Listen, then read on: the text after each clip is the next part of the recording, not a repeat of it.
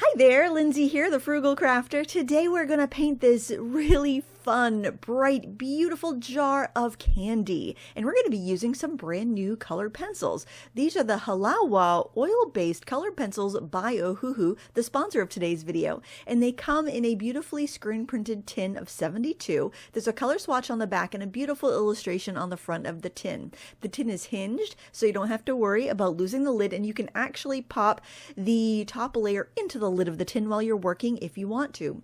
It comes with a pre-printed swatch as well as a swatch card on cardstock that you can color in yourself. And I love this detail because a lot of people love to have a swatch of their colored pencils. I recommend taping this on the inside of the tin just so you don't lose it. And this is a great way to see how the pencils actually look. But the thing I love about these pencils is that the entire body is painted the color of the lead, and I do find that the bodies match the lead color really well, and that makes it really easy to identify the colors for me because these have metallic printing on them and the font's kind of small and my eyes are getting kind of old and they have a hard time reading tiny print in metallic on colored pencils. So I always appreciate a fully colored pencil barrel. That's my preference. You can obviously choose the pencils that work best for you for this project. Another fun attention to detail on these pencils is that the ends of the pencils are capped in gold, which is just kind of pretty. So without further ado, let's get on to the tutorial. I'll be sharing a lot of tips and tricks as we go throughout this lesson today to hopefully help you in your colored pencil journey.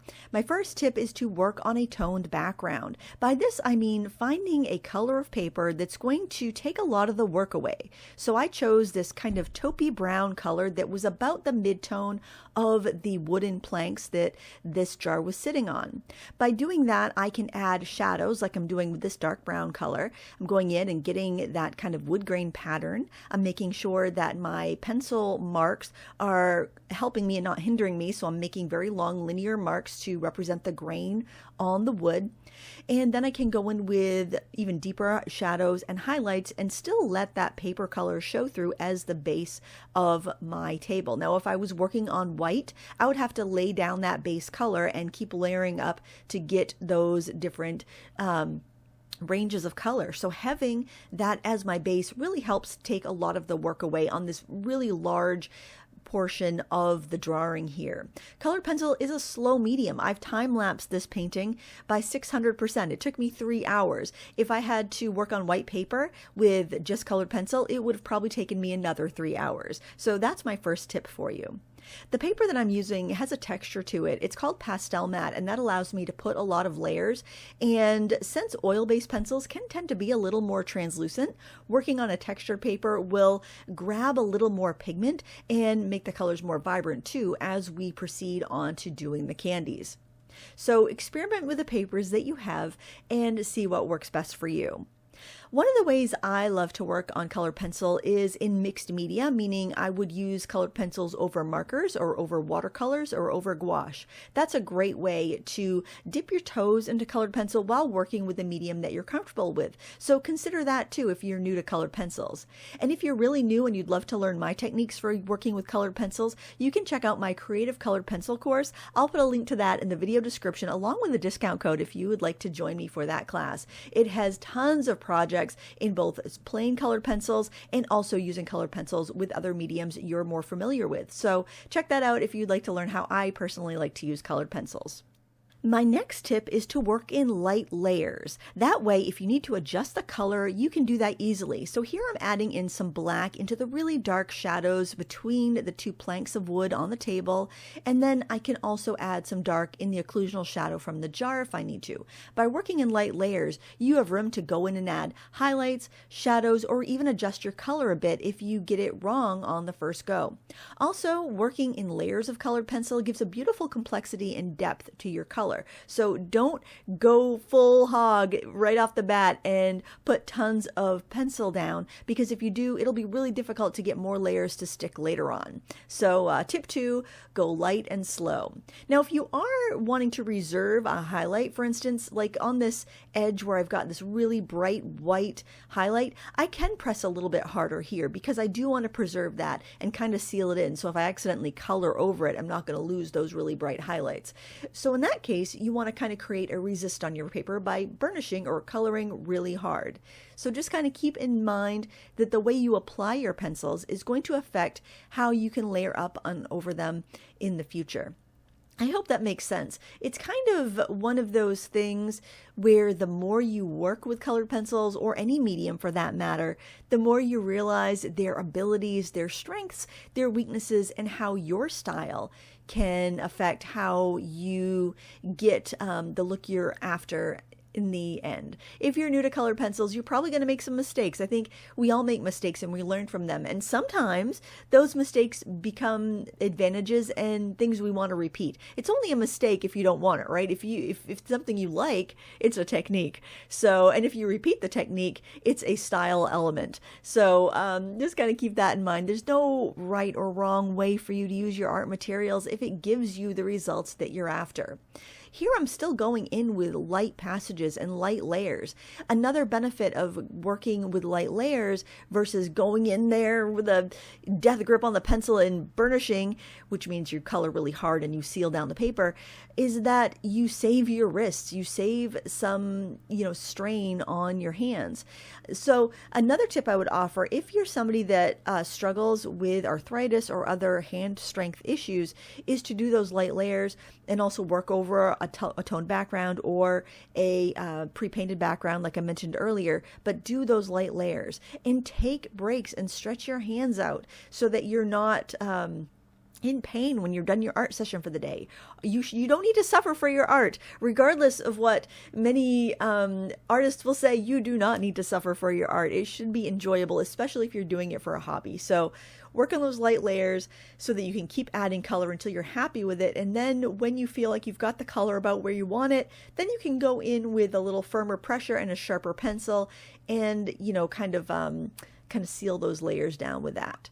Right, like right there, when I'm putting in that really dark black shadow at the bottom of those candies, I can go in with a sharp pencil and a good firm, pressure, because I know I want that to stay dark, right? But I'm not going to keep working back and forth over that and over that with a death grip on my pencil, or I'm going to end up with a sore hand. And I don't have arthritis and I don't have any strength issues, but if I am doing colored pencils for a couple hours, I'm going to feel it. So I want to minimize any sort of strain that I have on my hand. And that's where I go back and say, try mixed media if you're struggling, because colored pencils are beautiful. They're fun to work with, but it's not fun to be in pain when you're done doing your art. And again, if you want to hear more about that, you can check out my creative colored pencil course. But keep on watching this video for more tips and tricks. So with the candies, they're fairly simple subjects. You can go in with a little bit of a firmer pressure because you're not going to need to layer that much. The thing to keep in mind with each of these little candies is to just suggest detail. Look for your highlights, look for the shape.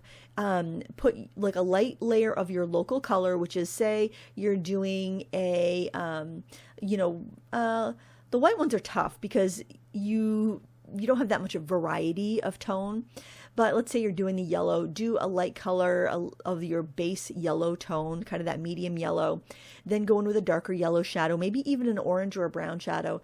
And then go in with your white highlight and get that in there. And that's going to help you get those varieties of color without it being too overwhelming. Because really, when you've got this big jar of candies, you don't need to detail everything to the nth degree. You just need to get that kind of illusion of detail by getting the highlight in the right place, getting the shadow in the right place, and then leaving it be. So see, with this red one, I'm doing a basic coat of red. With this green one, I'm doing a basic coat of that light to medium green.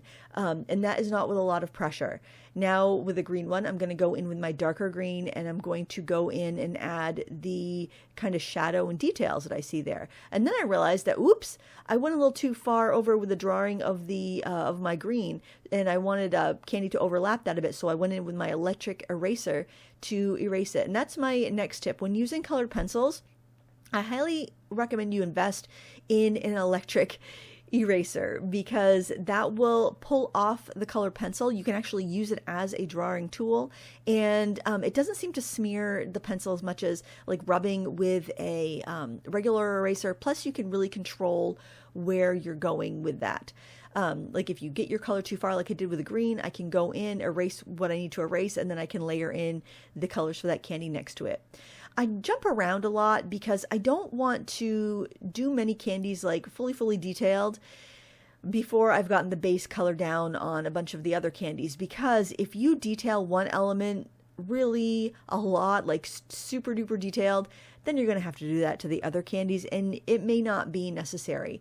I find with a subject like this, you kind of have to have them all brought up to a certain level of a solid color and detail, but you don't need to detail every single little thing. So that's why I like to jump around and work around a bit rather than starting on one end of the paper and working to the other.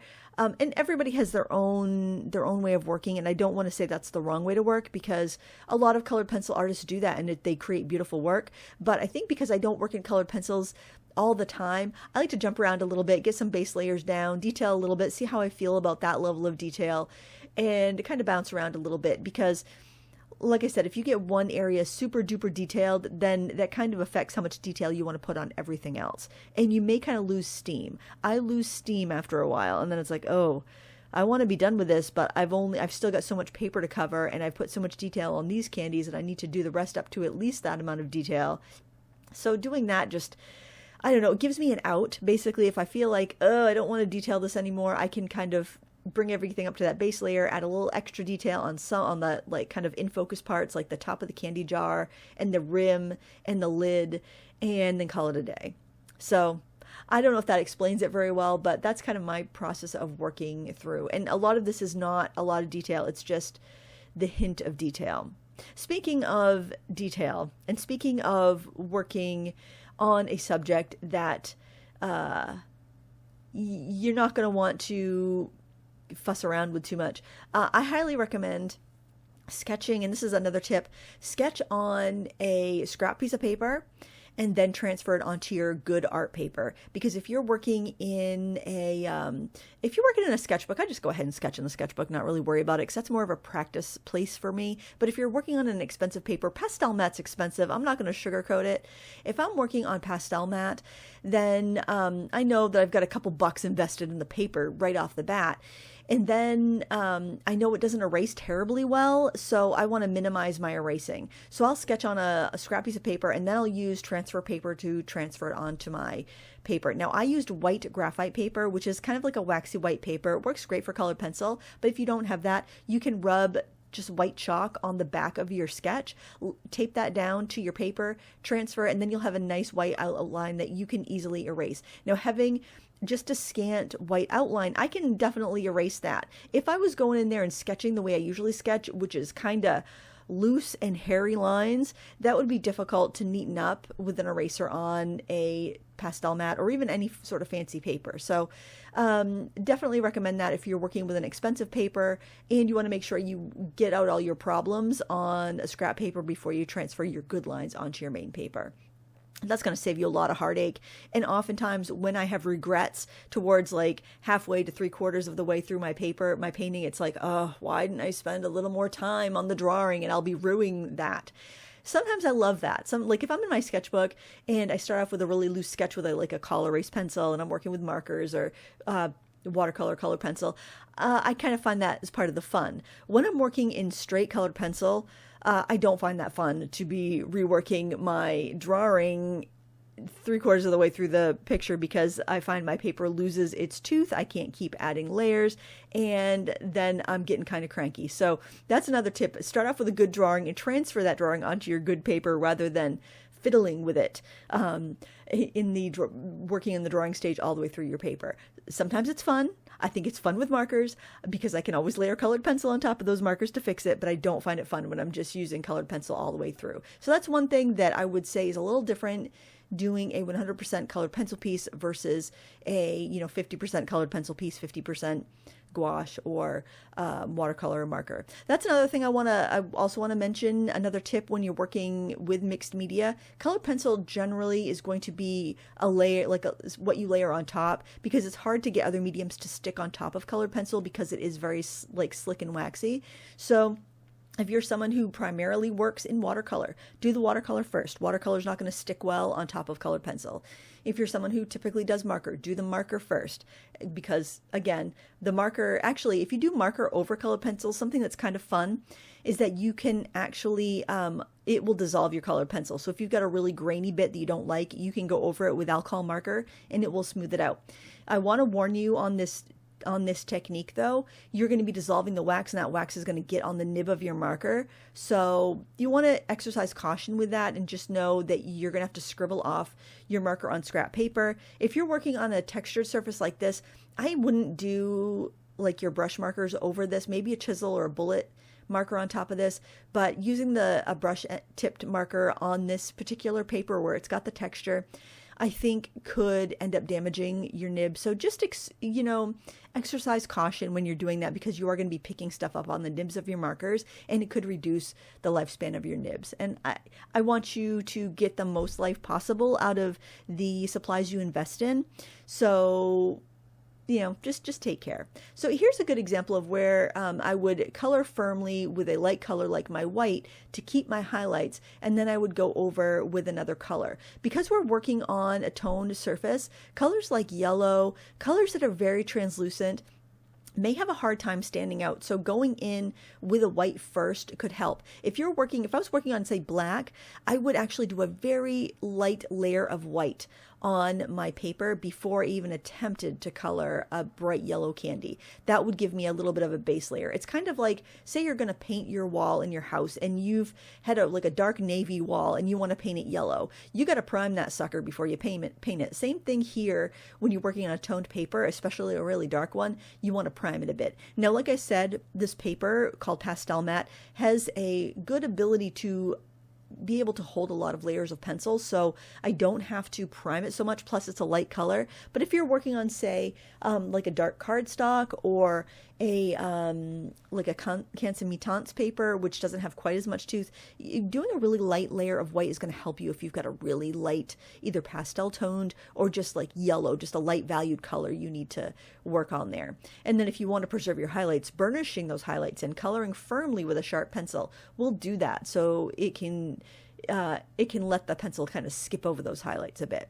And that's what you learn as you create and as you color and as you learn a new medium. You learn these techniques kind of just by doing it. And I think doing it is the best teacher. Experience is the best teacher. You can get all these tips and tricks and hacks from a time-lapse video, but until you sit down with the pencils, with the paper, with your patience, and you put that time in, it's not really going to cement into your brain, I don't think. And something else I want to mention is take pleasure in taking your time on these projects. We live in a fast-paced world. Here I'm time-lapsing this project because I don't think many people are going to want to sit through a 3-hour colored pencil demo. I will tell you all of the projects in my Creative Colored Pencil course are real-time. So if you love that, check that out. You'll love that course. It is broken down into shorter segments so that you're not having to do everything in one long chunk like that. But we live in a fast-paced society where we watch 30-second TikTok videos or YouTube Shorts or Instagram Reels that make things look so quick and easy. And it can be frustrating when we sit down to use these products that it doesn't go that quick and easy. But the beauty of taking your time on a project and spending your time, it does something to our brains that creates a calm, and it creates a sense of purpose, and it relieves anxiety and worry, and it just lets us be in the present moment. And I think that's a gift that we really need to give ourselves. It's a gift we need to give our children. It's time well spent. I cherish the times that I sat around the coffee table listening to like a Harry Potter audiobook with my kids, and we colored. And I might be working on some stamped images. They'll be working in their coloring books. I let them use my colored pencils and my markers because I know that it's important to give children high quality supplies so that they're not frustrated. And just those times where the hours melted away and we spent time with each other, either having conversations or engrossed in our work or listening to a wonderful story or maybe even having a movie on in the background. But the fact that we focused on an artwork was just such a wonderful thing. And in this fast-paced society where we get home from work and we're so tired and stressed and exhausted after making dinner and, helping the kids with their homework and all of that, that we feel like all we have the energy left to do is just scroll on our phone. But if you have a little tin of pencils, if you have a sketchbook, if you have a coloring book, if you can focus some time on creating, on learning about your materials, on just letting yourself unwind that way, even if you have your favorite TV show in the background, that is kind of a gift to your brain. I think it does something to our brains that we don't get when we're just scrolling on social media. It's a positive thing, and I think it's something that we all should strive for. Maybe it's reading for an hour in the evening.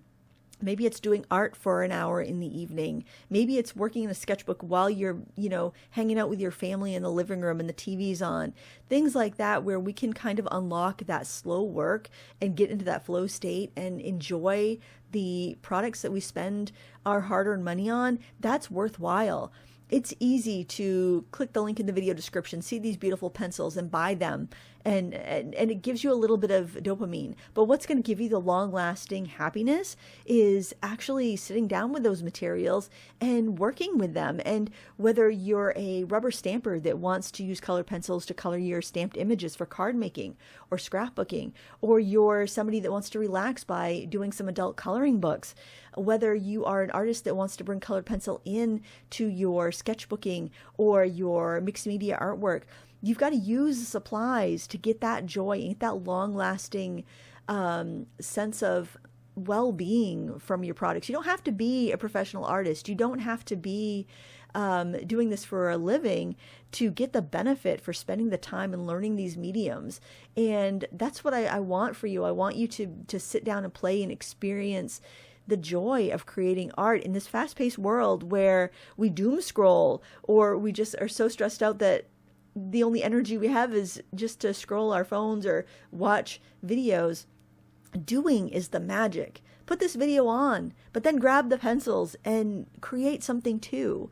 I want that for you. I want you to enjoy the slow work of art because it may seem like you don't have time to do it, but have you ever been caught in a loop where you've been on your phone and you look up and it's an hour is gone? Think of what you could do in that hour. You could be a third of the way done this piece. So I hope you can do that. I'm going to get off my soapbox now and talk a little bit more about the techniques here.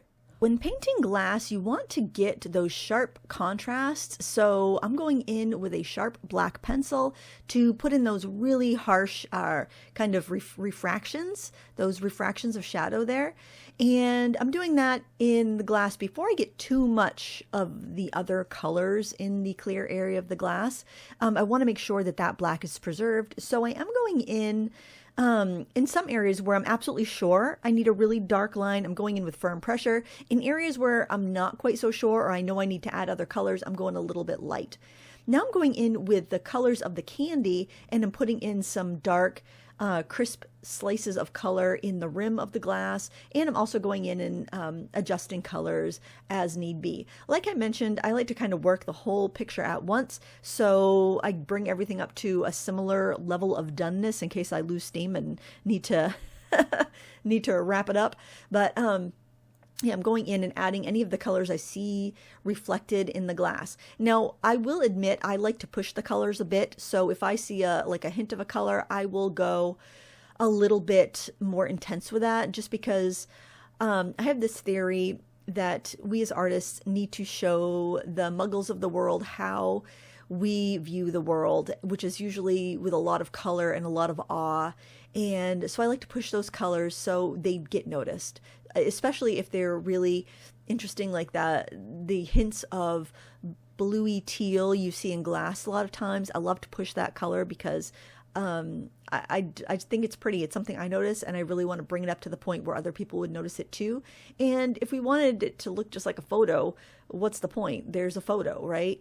I don't go for photorealism. I try to kind of look for the whimsy and show the whimsy that I see. I love textures. The textures in the wood grain is something I also really want to accent, especially right around the candies and the jar, the bottom of the jar, to kind of pull that area into focus and pull the eye into that area. And then I like to let the things that are kind of towards the top of this particular picture, the top and right side, right corner, I want that to kind of float out of focus a little bit. So we're drawn into that crisp wood grain texture and the shiny candies and the reflections in the glass. Glass is a subject I absolutely adore painting. Whenever I see something like an interesting glass tchotchke or knickknack, I'm very tempted to collect it because I'm thinking, ooh, that would be a really nice subject in a still life one day. I have my mother-in-law's little salt cellars, little chickens and bunnies and a lamb, different animal clear glass salt cellars that she collected. I have her old flower frogs, things like that. Just are so fascinating to me to look at. I just love to see how the light bends the color. Now, when I want to get, if I need to put more layers down, I can use a solvent to dissolve the wax in the pencils, and then I can go in with more color if I need to. This is just odorless mineral spirits, and I keep it in a little lidded jar. This is just like a little mini mason jar with a latch, and I put cotton balls in the jar, and I pour my odorless mineral spirits on top. And that way, when I dip my brush in to get some, the excess goes onto the cotton balls and I don't get too much. And also I can clean my brush on the cotton balls. And then when they get too nasty, I just throw them away and I get fresh, I put some fresh cotton balls in there. So it's a very affordable solution to using solvent. And the solvent that I prefer, and not that I've used a million solvents, so I'm sure there are other really good ones out there, but the one I primarily use for colored pencil is called Gamsol Odorless Mineral Spirits, and it's by the company Gamblin, and you can get it in a small, like 2-ounce or 4-ounce bottle that will last you a long time for just using it with colored pencils. I know I speak quickly and I have a bit of an accent, so I will list all of the materials I mentioned in the video description so you can easily find them if you're interested in anything that I've mentioned throughout this video. But I really love how the solvent can smooth things out and give the colors more of a solid look, kind of cover up the grain of the paper and allow me to put more pencil on top as it breaks up the wax. You can also use a clear alcohol marker colorless blender for that. Now here, I'm thinking the lid looks a little bit funny, so I'm using my pencil to kind of measure each side of the lid because it's symmetrical and should be the same on either side of that top knob there. So there's another little tip when you're drawing. If something looks a little bit funny, just stop and try to measure it out and see where the error is and fix it. When you notice a problem, try to fix it right away because it's not going to get easier once you keep layering and layering your colored pencils. You want to nip that in the bud and fix it as soon as you can. Well, something I want to mention here is highlights. Now, see this one here that I'm blocking in?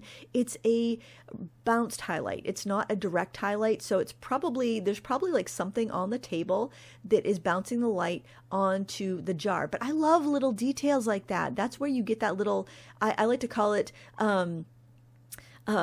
hint of realism, right? You see that little kind of translucent highlight, so I'm putting that in with just a pencil. I know I can go in with a acrylic paint or a gouache or a gel pen or something later on and put in really opaque highlights, but getting those translucent ones in is really nice because it adds a little bit of extra depth and realism, or the hint of realism, because I'm not a photorealistic painter. I've never have been. I'm definitely a looser type of artist. I love to see the brush strokes. I love to see the hand of the artist. I love a painterly look. And you don't have to paint like me. In fact, I want you to paint like you. That's the whole point of art. Paint like you. Color like you. You can use all these techniques in your adult coloring books or fine artworks or sketchbook works. However you like to do art is awesome. And I never want you to feel the pressure to conform to how any other artist works.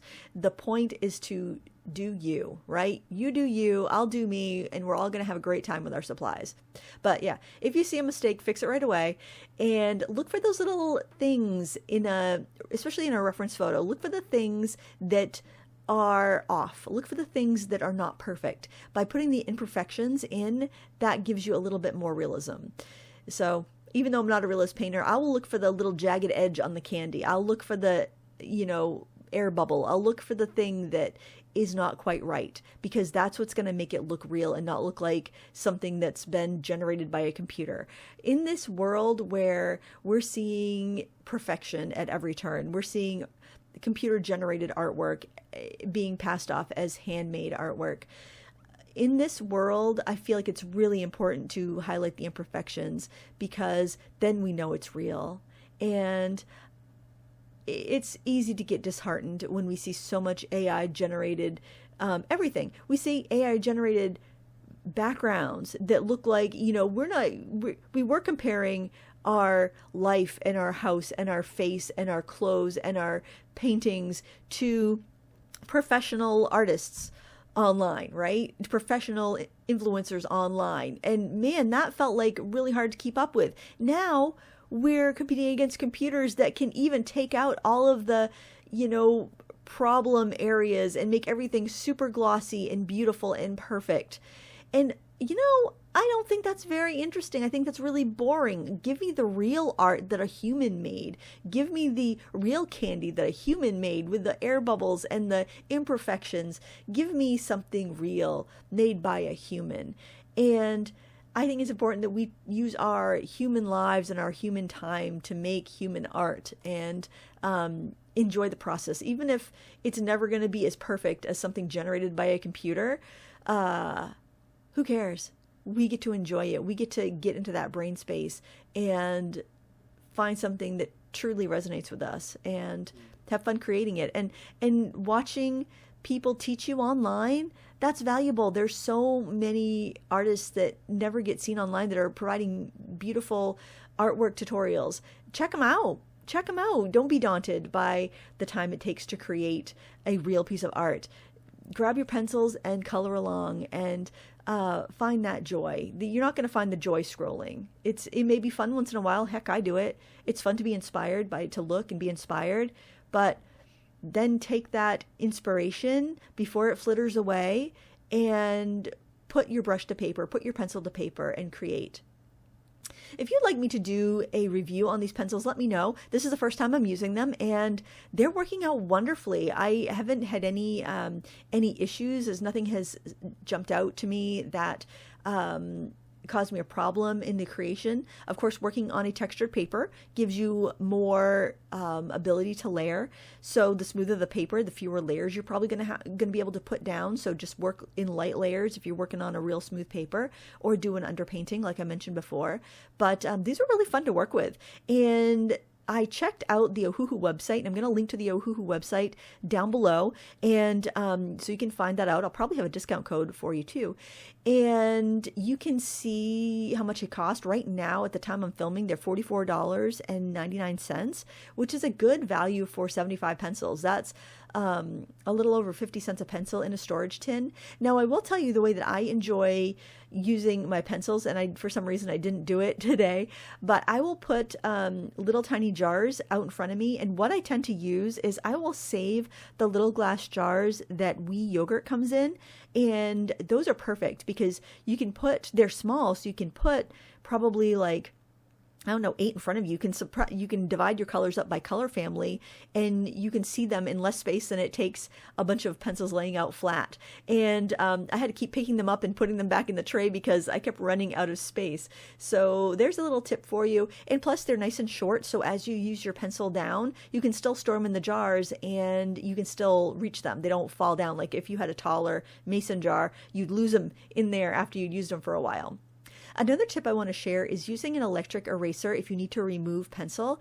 It works great, and you can find them pretty affordably. This one's by Derwent, and you can buy, there's all kinds of different brands. You don't have to get an expensive one, but get a bunch of refills while you're at it so that you know you always have a backup. And Another tip I would say is if you don't use colored pencils very often, don't store your batteries in the sharpener if you're going to go like 6 months between using it again, just to prevent any sort of damage from, batteries wearing out and leaking. I had that happen to one of my pencil sharpeners recently because I didn't use it often enough, and the batteries went bad. So just kind of word to the wise, but it is a wonderful product to use with your colored pencil because it lets you spot erase without smearing your pencil everywhere. Whereas when you're kind of rubbing with an eraser, you tend to smear, and you can lift up with a kneaded eraser, but that doesn't, and that's a great tool to have. You should definitely have one of those too, but a kneaded eraser doesn't